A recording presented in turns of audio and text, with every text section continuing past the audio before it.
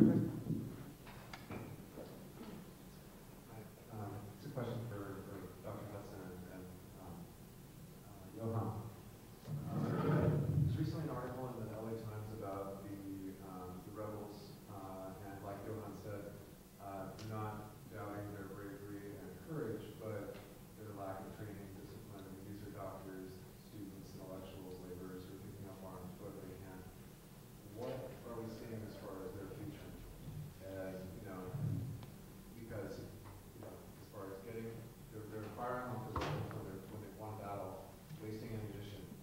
They need the kind of discipline and training, who is going to be able to come in from these army defectors, and sort of merge with them and sort of bring in the organizational skills. Is that something that we're seeing, or is it still just too in flux to it itself? Okay, so the way that defections worked in the East, at least, is that whole units and whole bases defected at one time. So in that sense, there's a level of organization that has been preserved within many of those military units. However, not all of them are quite as offensively minded as the young revolutionaries. I mean, I've seen several reports where you have these militia, so these army units will move up and they'll dig in because they expect the airstrikes, whereas these militia guys will, full of courage, will run off and get themselves, shot and killed. And now, obviously, I think, it's starting to dawn on them that this is a tough situation, and so I think they will start to seek out, more coordination with the army. Part of this is just the fact that, Free Libya or Eastern Libya, the Benghazi government, it's something that's still coming into existence. At the top level, at the mid-levels, at the popular levels, it's something that's going to happen along the way. Now, I really hope this thing doesn't drag out, but there's a good chance it will if the international community is either not listening or waffling.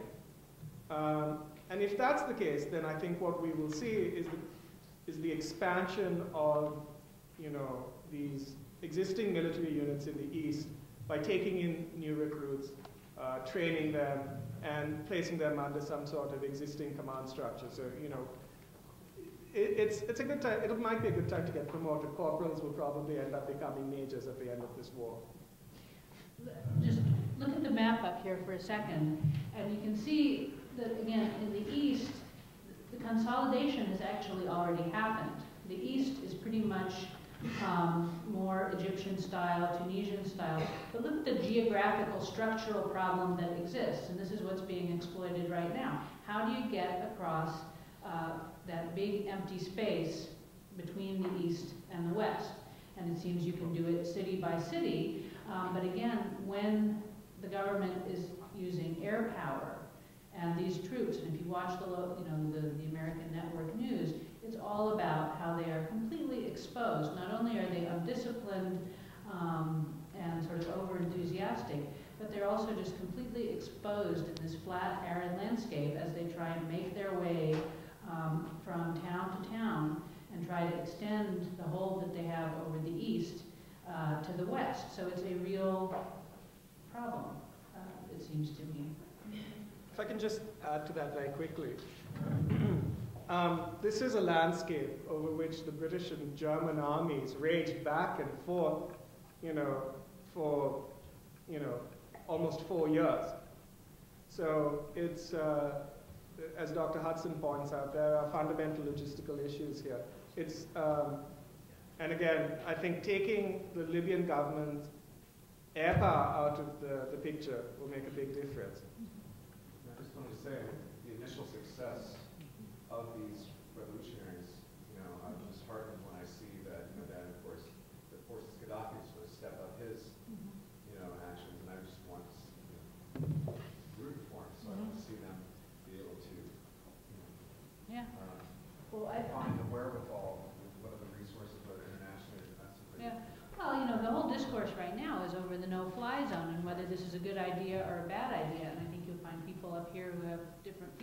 about, you know, some of us who are more cautious about the idea of instituting a no-fly zone in the aftermath of American adventures elsewhere in the Middle East. Again, it seems to me if there was a means of funding, of channeling, again, 80% of the oil is in the east, and that is pretty much under rebel control. If there was a way to financially extend that hold by companies recognizing Agaco or whatever, I just learned about this right now, and channeling that into the western region, or using the Hamada, you know, oil fields as a leverage or a wedge or something like that. It seems to me that's a more, you know, that's another avenue that could be pursued. We have a question right here. Yeah, I have a question. Actually, it's a scenario that I would like to give, and I'd like to hear you if you think that this scenario is plausible or not. For Bowman talked about the cultural and geographical divide between East and West, and Leila Hassan is already talking about the Benghazi-based government that France Libyanize. Do you think if the status quo keep going like we are seeing right now, that we're going to end up with the creation of two Libyas, East Libya and West Libya? You guys do that. I'm just going to have a couple of comments on this question, and probably a couple of questions, is that we need to look at historically how this uprising started. It did not start as rebels coming against an organized army. It came about, yes, it was probably triggered by the Bouazizi's revolution in Tunis and the Egyptian revolution. But basically they were civil people protesting. You see, the last 10 years showed an information revolution. It's no longer that you put your people inside cages, and there's internet, there's satellite TV. So people know what's going on out in the world, and they understand what freedom is and how other people in other countries are living. So they said, well, we want to do our own protest. We're protesting the certain things. They were faced to everybody except the Libyan surprise by the actual army shooting them with anti-aircraft projectiles. So it was from the beginning, the Saadi Brigade, when he went to Benghazi, he didn't mean to disarm or frighten them. He just wants to wipe them out. And to my surprise is the so-called organized army that Gaddafi had, people with bare weapons were able to, just by sheer volume and guts and frustration, come back at him, disarm them, take their weapon, and go back at them with their own weapon. That's how it is. So that what we are calling right now as rebels, they were not organized to do this. They were a civilian protesters, teachers, doctors, students, janitors, everybody. They revolted, they came and protested peacefully. They used the occasion of 17th February because a couple of years prior, there was a minor revolt of such that the police got too much forceful and killed a couple of people. So just took that date. And they were faced back by such a brutal attacks. So when you asked about the, is this a civil war? It is not. It just started. And to answer the question about the possibility of separation, unfortunately, that is a stigma that is sort of attached to the Libyan history, because we started during the occupation as 3 different territories that came together under the independent flag into one country. So, and people start using that. The reason why people say the Benghazi right now government is just because that's the only part that's liberated.